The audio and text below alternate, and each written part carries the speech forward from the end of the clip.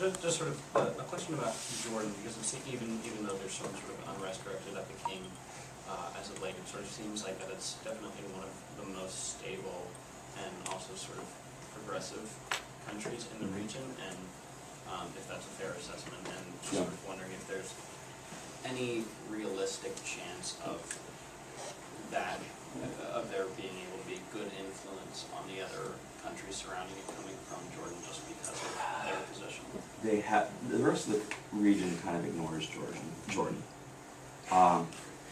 It's a small country, it has no oil resources whatsoever, and it's financially supported by the U.S. and to a lesser extent Israel to keep its budget going. And so people have been on edge there for a while. You've got half the population which is ethnically Palestinian, which is disenchanted for a whole range of reasons, especially because a lot of the power structure is dominated by former Bedouin groups from 100 years ago that came in from Saudi Arabia and formed the Hashemite government. And so you've got some divisions there, though it's not as stark as what you see in some of the other countries surrounding it. But they're still pretty disenchanted.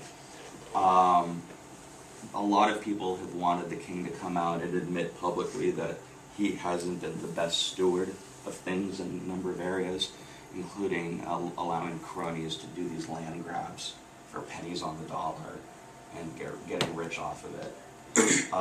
His wife, Queen Rania is interesting because she's very popular in the West, but everyone I've ever talked to inside Jordan seems to hate her because she is seen as the face of corruption there. That she lavishes herself with wealth and is able and just directs a lot of things her way rather than to the people. How much that is true, who knows? But I'm sure it's got to be based on some truth. So Jordan's basically holding his breath and hoping it doesn't get sucked in any ways, and it's more than happy to have the U.S.